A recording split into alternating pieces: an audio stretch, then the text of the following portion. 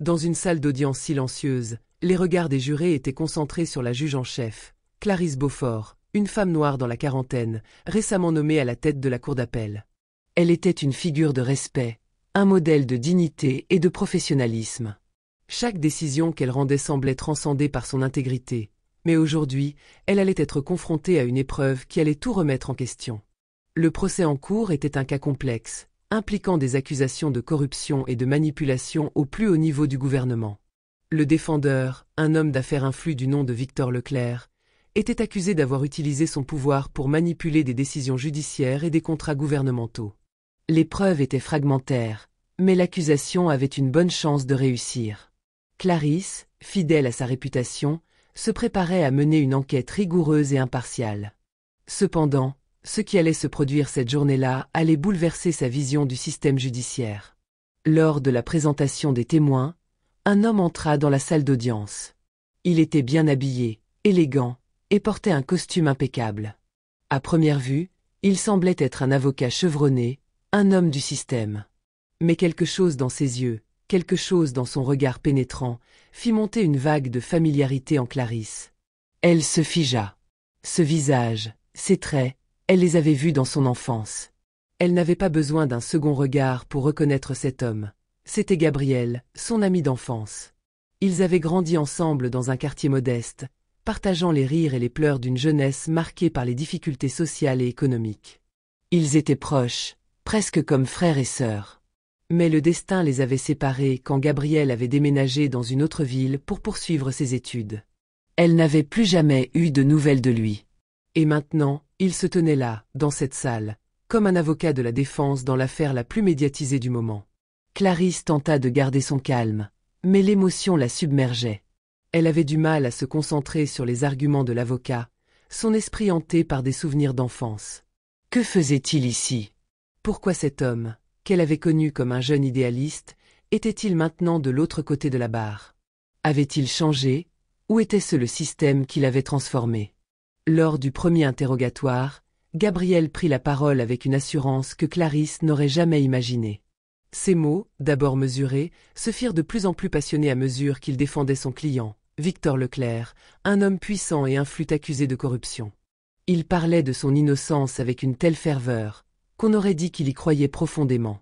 Il mettait en avant des arguments qui semblaient rationnels, des failles dans le dossier de l'accusation, des détails qu'il savait manipuler avec expertise.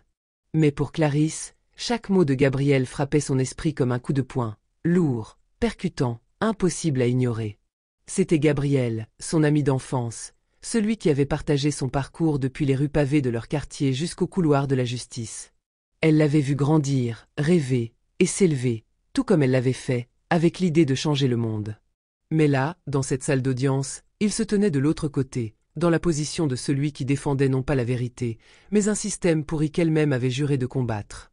Malgré les preuves accablantes, Gabriel était convaincu de l'innocence de son client, ou du moins, il faisait tout pour le faire croire. Il était brillant, indéniablement. Mais plus il parlait, plus Clarisse sentait une vague de confusion et de douleur s'abattre sur elle. Chaque mot, chaque justification, semblait être une trahison à ses propres idéaux, à leurs rêves communs. Elle se trouvait là, dans sa position de juge, déchirée entre l'amitié qu'elle avait partagée avec cet homme et la loyauté qu'elle devait à la justice. Son cœur battait fort dans sa poitrine, un mélange de colère et de tristesse. Comment un homme, qu'elle avait connu comme un jeune idéaliste, avait-il pu se laisser engloutir par ce monde de compromis et de corruption?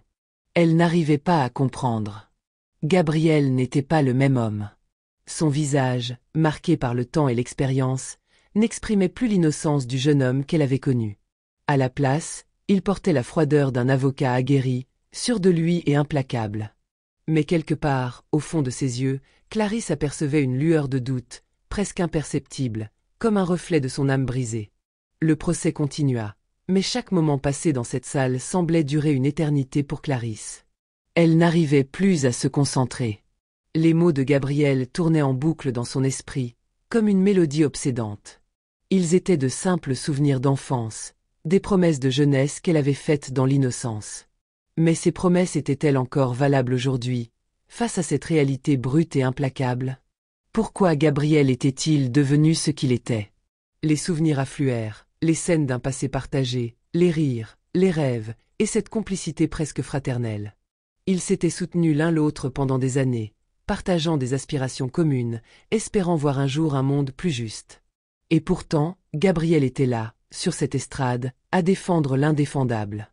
Clarisse se retrouva dans un tourbillon émotionnel, où chaque question qui se posait à elle semblait l'éloigner un peu plus de celui qu'elle avait connu. Comment pouvait-elle réconcilier l'amitié qu'elle ressentait pour lui avec son devoir de rendre justice? Chaque fibre de son être lui disait de l'aider, de le sauver, mais la réalité la frappait de plein fouet. Elle était une juge. Elle était là pour appliquer la loi, pour juger sans émotion, sans compromis. Et pourtant, son cœur était divisé.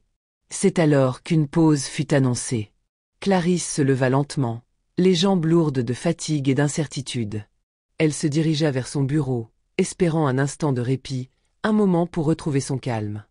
Mais lorsqu'elle ouvrit la porte de son bureau, elle tomba sur une silhouette familière. Gabriel. Il était là, dans le cadre de la porte, son visage marqué par une expression de douleur profonde. Il fermedoucement la porte derrière lui, à la grave. Il n'avait pas besoin de parler pour que Clarisse comprenne. Ce n'était pas un hasard. Il avait quelque chose à lui dire. « Clarisse, il faut qu'on parle », dit-il, sa voix tremblante, chargée d'une angoisse palpable. Elle le regarda longuement, déstabilisée. Cela faisait des années qu'ils ne s'étaient pas vus. Et pourtant, ici, dans ce bureau exigu, elle se retrouvait face à lui, un homme qu'elle connaissait mieux que quiconque, mais qui semblait désormais aussi étranger qu'un inconnu. « Pourquoi es-tu ici ?» demanda-t-elle enfin, sa voix tremblante de colère et de confusion. Elle n'avait pas prévu une telle rencontre. Elle ne savait même pas par où commencer. Comment pouvait-il être celui qu'il était devenu?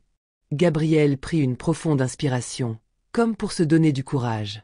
Ses mains tremblaient légèrement, malgré l'apparence de maîtrise qu'il essayait de projeter. Ce procès, c'est plus compliqué que tu ne le crois. Clarisse le fixa, impatiente, mais aussi inquiète. Son cœur battait plus fort. Ce qu'il allait dire maintenant allait déterminer bien plus que l'issue du procès. Il avait quelque chose d'important à lui révéler. Je suis là pour protéger quelqu'un, Clarisse.